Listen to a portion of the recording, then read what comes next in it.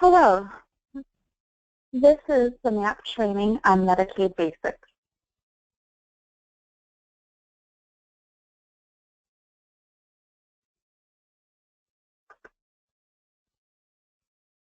We're going to start with an introduction to Medicaid. So oftentimes with the MAP program, we have questions about people who have Medicaid as well. So before we get started on what the coverages are for Medicaid, probably talk about the very basics about what Medicaid is. So Medicaid is a program that is funded in part by the federal government and in part by the state government that pays for essential health care services for certain groups or categories of people who have limited assets and income, who also have high medical expenses. So in the past, what would happen is Congress would say that this group of people needs health insurance. So it's, it used to be not for every low-income person, but for certain groups. For example, there's a group of Medicaid for people who are pregnant, a group of Medicaid for people who have both Medicare and Medicaid, a group of a Medicaid group for children. So those are like the different groups or categories of people who have Medicaid available to them, but it's not limited to that. Those are just examples. There's actually 33 Medicaid categories covering newborn to those people who are older, and each Medicaid category has their own distinct eligibility factors.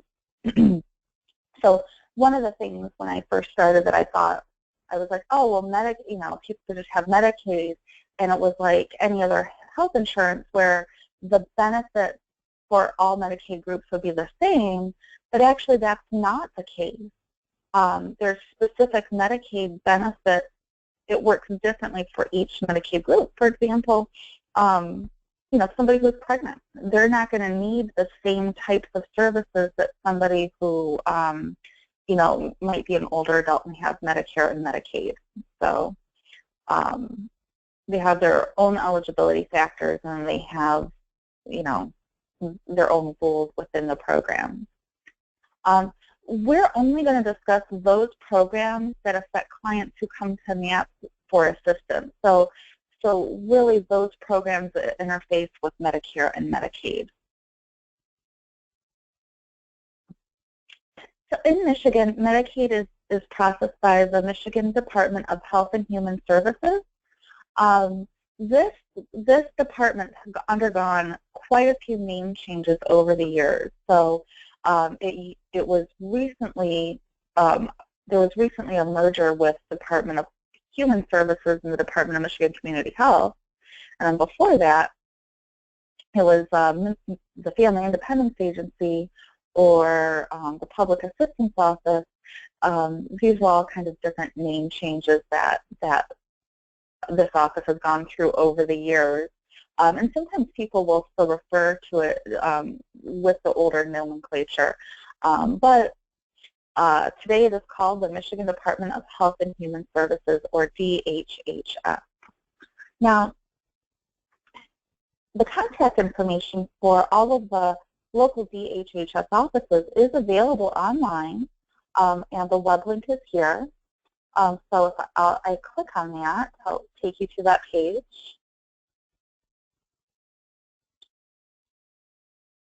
There'll be a page like this, and you can either pull up a text listing of the county offices and addresses, or you can click on the appropriate county and it will pull up that information for that location. So, if we pick Monroe County, there will be the contact information. It will list the department director in charge of that whole Monroe County office, and there'll be some contact, the phone number to contact them and the address to go there. It also lists the county board members, so each DHHS office has a county board members, and it lists that information as well.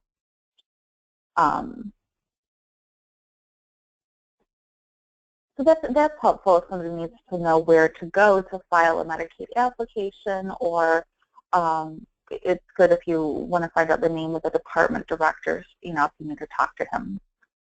Also, email addresses are available for DHHS eligibility specialists. Now, oftentimes when you hear about Medicaid in Michigan, you hear about how hard it is to contact the caseworker. Well, caseworkers are actually called eligibility specialists. So what we found is that sometimes a caseworker may not be so responsive by phone. That doesn't mean that they're not taking care of the thing. It just means they have really high caseloads, and and having a phone conversation is sometimes long. And so what we found is that email generally works better. I really had great luck with emailing a caseworker. So as long as you know that person's name, you can click on this link. And this is the State of Michigan Contact Directory. So, if you have the last name of Williams, you can submit it, and it will pull up 20 names, maybe. And then, this is the department. This is the directory for all of the state of Michigan. So, you would want to make sure that you're looking for the department DHHS. And then it'll have the email.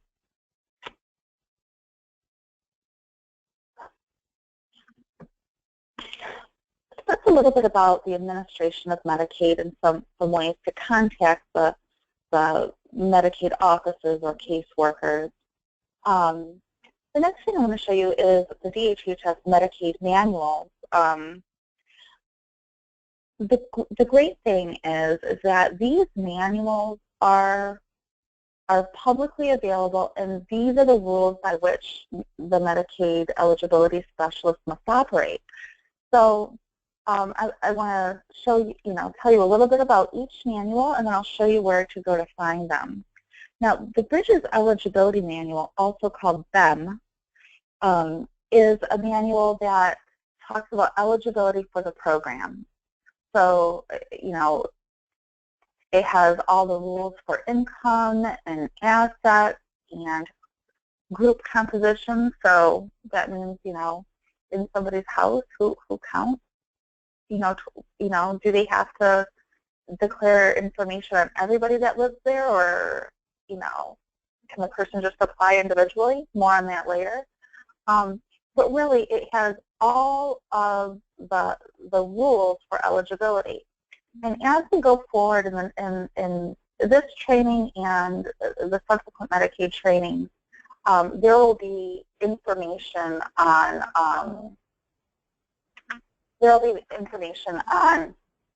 where to find the policy.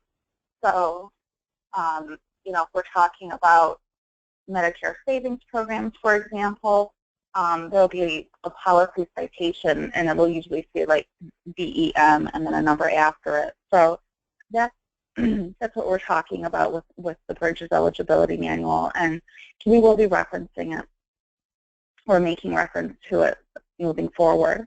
The next manual is the Bridges Administrative Manual, or the BAM.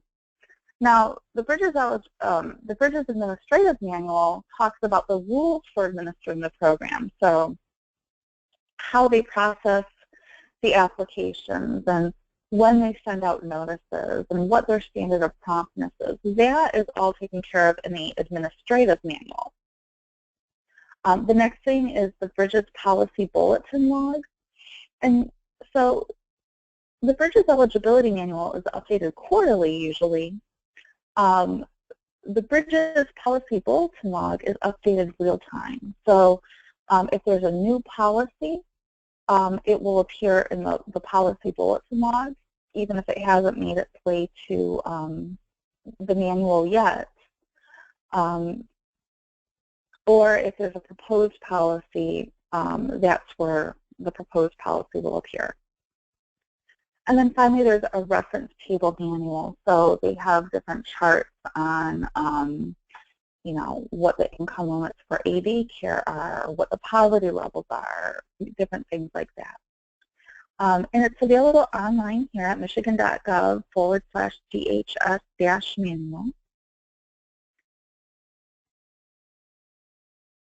And this is what the manual page looks like. Now, there's a lot of different sections in the page, and some of them we will never look at. So I'm just going to scroll down a little bit. For example, we're not going to do anything with children's services because that's not our area.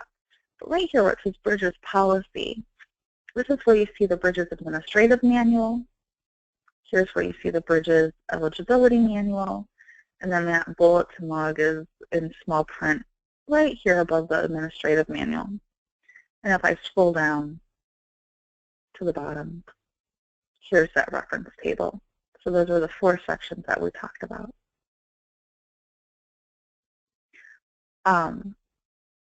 The manuals are a little bit, not difficult to read, but the manuals are, they have some language that takes a little bit of adjusting. So I encourage you to familiarize yourself with it. This is, when you ask us the questions, this is where we go for the answers. So, you know, you can always ask us, but that information is available to you too. Now, when we're talking about Medicaid for people living in the community, we're really talking about a few different plans. So as we move forward, we're going to talk about AD care. And then here's the policy citation for and that's really Medicaid, full Medicaid benefits for people with Medicare. So we're going to talk about that. We're going to talk about Medicaid deductible, that was also called the Medicaid spend down. We'll talk about the Medicare savings programs, and we'll talk about Healthy Michigan Plan. Now, Healthy Michigan Plan isn't technically something that works with Medicare. But where we'll see it is for people who are maybe transitioning into Medicare. Maybe they had a Healthy Michigan Plan and then they're transitioning to Medicare. Or maybe somebody's disabled and, you know, how when they get Medicare due to a disability, there's that 24-month waiting period. That's when they would get the Healthy Michigan Plan. And what the Healthy Michigan Plan is that it's the Medicaid expansion under the Affordable Care Act. So it's full Medicaid benefits for people who do not have Medicare. We'll talk a little bit about that. Also, there's 3 other programs that sometimes we interface with, but not too frequently. Freedom to Work Medicaid, 503 individuals, and disabled adult children. And again, we're just going to tell you what they are because sometimes we get these cases, but very, very, very rarely. So it's just enough to know what these things are. There's also Medicaid programs that are long-term care programs. So Medicaid is the largest payer of long-term care services nationwide and in the state of Michigan. And so there's extended care Medicaid that we'll talk about, which is also called nursing home Medicaid. The My Choice Waiver, which is a program that allows people to receive long-term care in their own home. We'll talk about a special resource allowance for the community spouse. So there's special rules for people who are married that allow the spouse to keep more money, more assets. There's the PACE program, which stands for Programs for All-Inclusive Care for the Elderly. It's also a long-term program that allows somebody to receive long-term care in their home. This isn't available everywhere, it's just a few different counties. And then, again, we'll talk about the Community Spouse Resource Allowance. But before we talk about those programs in detail, let's talk about eligibility for Medicaid. Now, again, there's over 30 different Medicaid categories, and each Medicaid category has its own special rules. But generally, there's kind of four categories of rules that kind of apply to everything. The first is that they fit into one of the categories of people who can qualify for Medicaid, and that they satisfy Medicaid's non-financial eligibility requirements, and they satisfy the Medicaid's financial eligibility requirements, and finally satisfy Medicaid's procedural requirements. So with the non-financial eligibility criteria, those are things like a person must be a Michigan resident. Now, if you look in BEM 220, you'll see that being a Michigan resident does not mean that you have to be here any length of time. Oftentimes we'll get questions, how long do I have to be in Michigan before I can receive Medicaid? And the answer is, there is no length of time. You just have to physically be here in Michigan and intend to stay here indefinitely. That's it. So theoretically, a person can move to Michigan today and apply for Medicaid so long as they intend to stay here. A person must have or apply for a Social Security number. Now, persons living in certain institutions are not eligible for Medicaid. For example, if they're in jail or prison, the jail or prison has its own health care system. So for those people, they would not get Medicaid. The other thing is they have to be in pursuit of other benefits. So, you know, if somebody could qualify for Social Security, they'd have to apply for Social Security. If the person qualifies for Medicare, they have to take their Medicare. You know, if the person is a veteran, they would need to apply for veterans benefits. But then also, there's the requirement that a person identifies all third-party payment sources. So, you know, this would also be like, somebody qualifies for Medicare, they'd have to take their Medicare. If they have workers' comp, they'd have to use their workers' comp. And then finally, for nursing home and My Choice waiver, they have to meet medical criteria that demonstrates that they're at a nursing home level of care. So these are the non-financial eligibility criterion.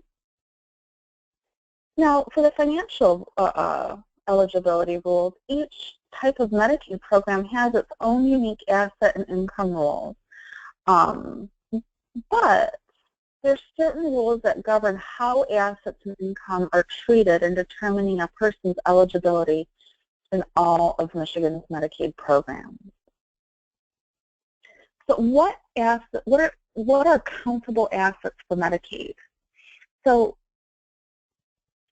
with assets, you know, some things count towards the asset guidelines and some things are excluded or are non-countable. So assets are typically, you know, can mean cash, checking, savings, CDs, and that's where you'll find assets most commonly is kind of your liquid assets, and those are countable. Now, personal property is an asset. Personal property is any item subject to ownership that is not real property. So this can be furniture or campers or motorcycles or a car or a boat or clothes or jewelry. That's all personal property. Now, most personal property is not countable. For example, clothes or jewelry or your furniture, any of that is not going to be countable. But, you know, vehicles are treated differently. Vehicles would be counted. So the jet ski and the boat and the motorcycle and the camper and the car, that is all treated differently. That all counts except for one car is excluded. Now, another type of asset would be real property. Real property is land and objects affixed to the land, such as buildings, trees, and fences. Condominiums are also considered real property. Now, the policy governing assets can be found in BEM 400, 401, and 402. There are a lot more assets, and there's life insurance policies and trusts and, you know, funeral items and those kinds of things. And so if you're ever in a situation where you're wondering if something counts or doesn't count, BEM 400, 401, and 402 is where to go. And I'll tell you what, I reference those manuals all the time. Now, whose assets count? So when we're talking about Medicaid, and we're talking about the group compositions, that means who's all applying for Medicaid. If you're talking about a single adult, only that adult's assets may be counted. So you may have a situation where maybe the mother moves in with her adult daughter, and maybe the adult daughter is married, and both the adult daughter and her spouse, you know, both work and make a lot of money, but mom is living in the house too, and mom is not making a lot of money. Well, if the mom wants to apply for Medicaid, only mom's income would count, right? Because she's a single adult, they wouldn't count. You know, and likewise, you'll have situations where people have a roommate, or, you know, you move in with a family member, or any of those types of situations, and only, you know, for Medicaid purposes, only the single adult counts. Now, for married persons, it's the assets of the adult and their spouse who live together that are counted. So if the spouses are separated, they don't count the absent spouse. Now, if somebody is in a nursing home or wanting to receive My Choice waiver or PACE services, there's some special asset rules that apply for the spouse. This is called the Community Spouse Resource Allowance, and it's covered in BEM 402. And basically what that is it's special protections for assets for the community spouse, but just for people who are in long-term care, long-term care Medicaid programs. Now, BEM 400 describes various assets and how they're treated in the Medicaid program. And so how do we even begin to evaluate assets? Well, the first step is to identify each asset owned. So you just make a list of everything that they have. Then the next step is to review BEM 400 to see how each asset is treated. So is it countable or is it not countable? The third step is to determine the value of each asset. The fourth is to evaluate whether the asset should be counted because of the asset is excluded by rule. So that goes back to kind of step 2. Is not available. So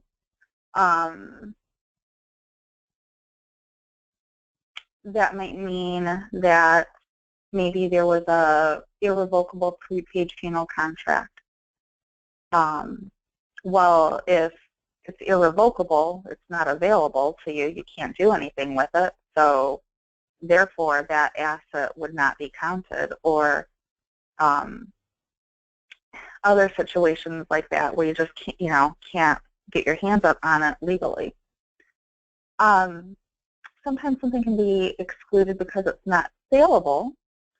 So what that would mean is, sometimes a person may have a countable asset, but because they can't sell it, then it's not going to count against them. So for example, maybe somebody has vacation property and it's, been on the market for 3 years and nobody's taken the bite and has purchased that property. Well, they're trying to sell the property, but they can't. And the thing is that Medicaid, if you're selling it, you have to sell it for fair market value. So Medicaid can't require the people to sell it at a significant loss. So if they're trying to sell it and it's been on the market and there's no hit, then that would be not saleable and therefore not counted against them. And then finally, something might be excluded because it's affected by joint ownership.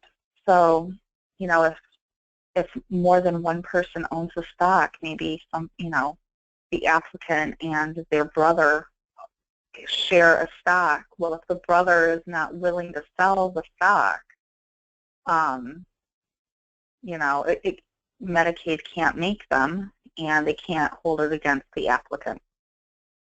So those would be situations where assets might be excluded or not countable for whatever reason. And then the final step is step 5, and that's compare the value of all countable assets against the limit for the Medicaid program.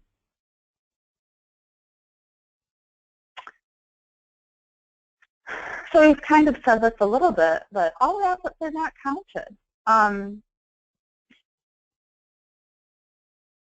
There's a separate handout that will have a list of assets that might be excluded, but BEM 400 has the details on this.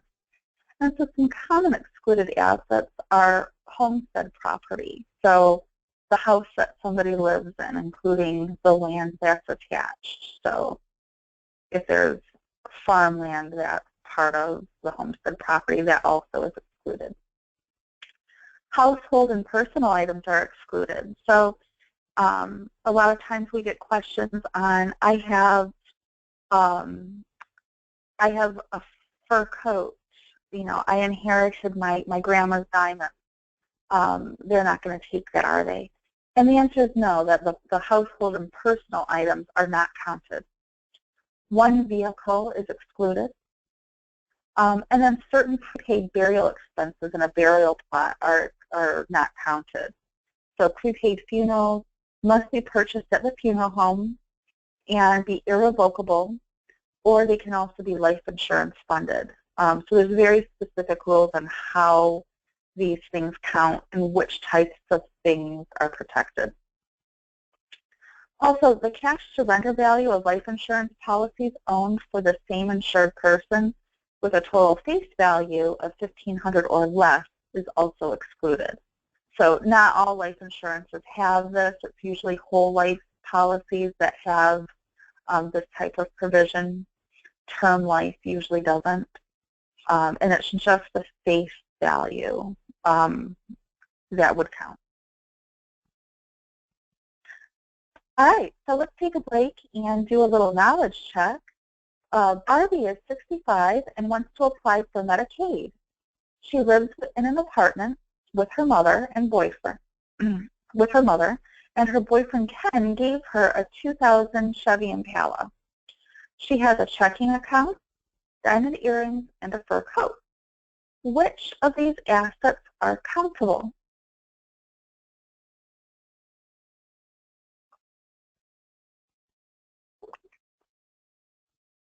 Well, her Impala is excluded because you get to exclude one vehicle.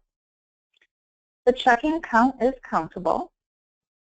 And the fur coat and earrings are both excluded because they're personal property. So let's move on to income. What is income for Medicaid? Well, income is defined as benefits or payments received by an individual, which is measured in money, It includes money an individual owns, even if it's paid directly, such as income paid to a representative. BEM 500 and 504 describes various types of income and how they're treated in the Medicaid program. So that's really the best resource. And then income and budgeting policy is found in BEM 500 through 504, 530, 541, 544, 545, and 546. And we'll kind of talk about which policy may refer to what in a sec. So whose income is counted? Well, so again, we're going to look at that group composition, which can be found in BEM 211. So for single adults who are over 18, you're only going to count the adult income and not the income when living with others. So if somebody's living with their girlfriend, if somebody has roommates, if somebody moved in with their mom, or maybe mom moved in with their adult children, you're not going to count everybody who lives in the house. You're only going to count the applicant. Now, it's really worth noting, right? I'm only talking about Medicaid. If somebody wants food assistance benefits, or SNAP as it's called, there are different rules governing the food assistance benefits. But for Medicaid purposes, they only count the applicant, and they don't count anybody else living with them.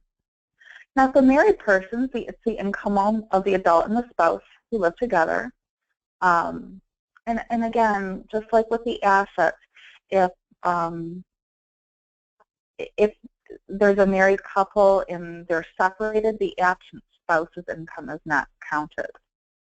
Now, if somebody is applying for nursing home or My Choice waiver Medicaid, there are special protections for the person who does not need long-term care services. So if there's a husband and wife and the wife needs long-term care but the husband doesn't, there's special income protection. So how to evaluate income? Well, the first step is to identify each type of income received using gross income. So here's something that's very important. Social Security is considered income. It's considered unearned income. And you're going to do the Social Security income before any deductions, right? So you're going to use that gross amount, which means you're going to use that figure before the Medicare Part B monthly premium is taken out. So it's not going to be the amount that's deposited into the Social Security check, but rather the amount before the Part B premium is taken out. So that's the first step, to identify each income using the gross income. Step 2 is to review BEM 500 through 504 to see how the income is treated. Step 3 is to determine whether the income should not be counted because it's excluded. Step 4, if the income is countable, determine whether there are deductions that may be made from the gross amount. And then finally, compare the value of all the countable income against the limit for the Medicaid program. So, not all income is counted. Again, when you're evaluating somebody for Medicaid, you're going to reference that BEM usually, but reimbursements are not counted. So if you have, so a really big one is volunteer mileage reimbursement. If you have a person who's applying that's also a volunteer and gets mileage reimbursement, that doesn't count. This also includes, the reimbursements also include stipends to foster grandparents or senior companions. Also, up to $300 in donations received from nonprofits are not counted. VA has an aid and attendance benefit. That's not counted. Any educational income, like loans or grants, are not counted. Incomes received through the Senior Community Service Employment Program is not counted. Heating fuel supplier assistance or housing assistance is not counted. Any tax refunds or credits are not counted. And in-kind benefits are not counted. So what in-kind benefits are sometimes somebody will do something on behalf of you. So that might be, let you sleep on their couch if you're homeless. That's an in-kind support. Somebody's doing something for you. But it also can mean like pay a bill for you. So if somebody pays your electric bill for you, and they pay the money directly to the electric company, that's considered an in-kind benefit. Somebody's doing something for you, and it doesn't count against your Medicaid. Now, there are certain deductions available for certain types of countable income. For example, for self-employed persons, allowable expenses of producing income may be deducted. For persons renting farmland, 10% of the rental payment or the landlord's actual expenses that can be verified might be deducted from the gross rental payment. Now, this one kind of comes up here and there. For persons who rent out part or of his or own home to another person, 60% of the actual rent payment or the actual rent expenses that can be verified might be deducted. So sometimes you'll have somebody that might be renting a room over the garage or a spare room just to try to like get extra income to make ends meet. Not all of that rent is going to count. And then finally, DEM 500 through 504 has descriptions of all the deductions that might be available.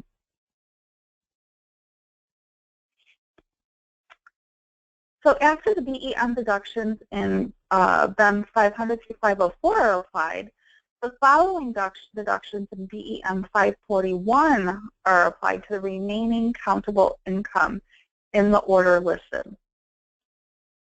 So any court-ordered support paid by the spouse, so not arrears payment, can be counted or it can be excluded. So not the applicant. If the applicant pays the child support, there's no breaks there, but if the spouse is paying child support, then there's an income deduction. Any work expenses for blind or disabled persons, and that includes the expense of having a service dog if somebody has it, that's excluded or deducted. There's an allocation for children who live with a parent who are not on a government benefit program and not board of DHS. Also, there's $20 from unearned income. So for any Medicaid categories, there's a $20 disregard. And if you think about it, so often you're like, oh, I just barely didn't qualify for Medicaid. Well, there's a $20 buffer zone. Also, $65 plus 1/2 of the remaining earned income. There's a typo on the side. Should be earned income. So if somebody's working, $65 plus 1/2 of the remaining earned income is deducted. And then finally, if somebody has a guardian or conservator, there's a $60 deduction to cover those expenses. So let's do an example of calculating income. Beverly, who's 65 years old, works 10 hours a week at Meijer, making $8.50 an hour, and gets Social Security of $345 a month. Her husband, Lee, is 67, gets Social Security of $800 per month, and a small pension of $150 a month. calculate the countable income. All right, so let's start with Meyer and that earned income from Meyer. So that's $8.50 an hour, and she works about 40 hours a month. So that's $340 a month working in Meyer. Now, remember you get to take that 65 plus 1/2 of the remaining income from any earned income. So let's use that $340 from working at Meyer, subtract $65, and then you get $275. And we're going to take half of that, and so then we get $137.50 of countable earned income. So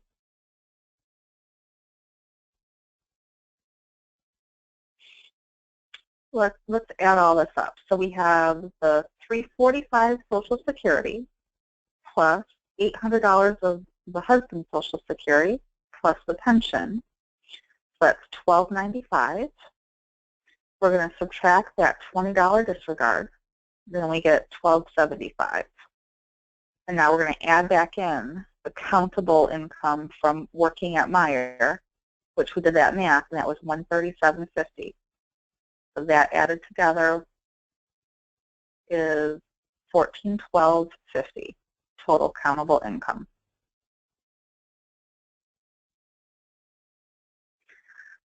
Let's do another one.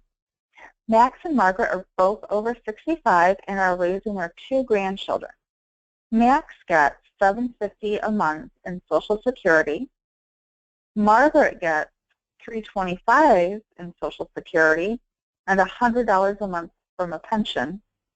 The grandchildren get $500 each from Social Security because their parents are deceased.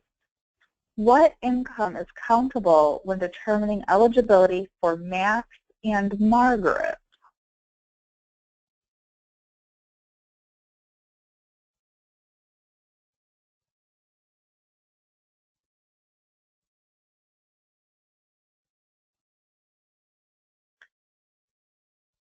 So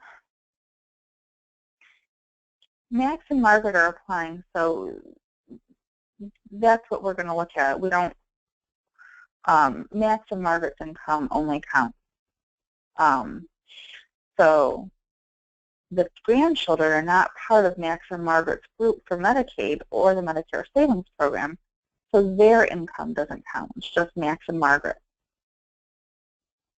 So what is the countable unearned income for Max and Margaret? Well, let's go back. So we have $750 a month in Social Security.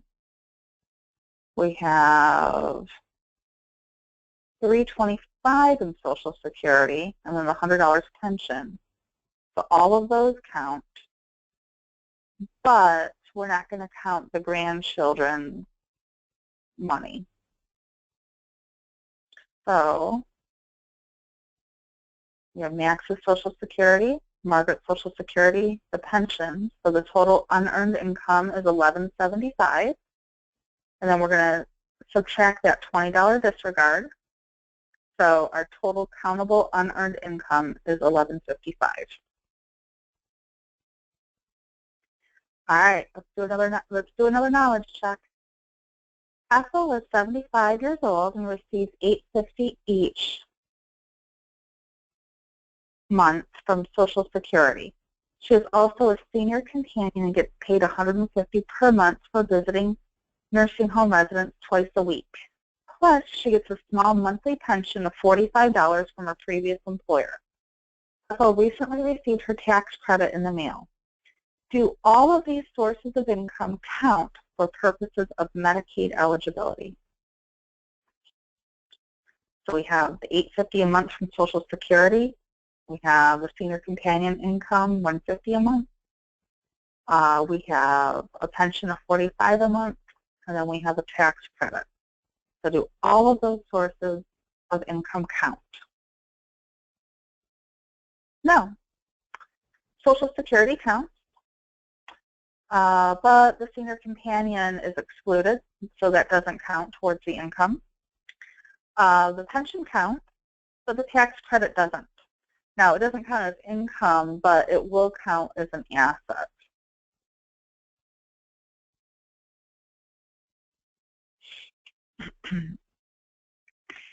All right. So that concludes the first section of Medicaid. It's just kind of like a Medicaid overview.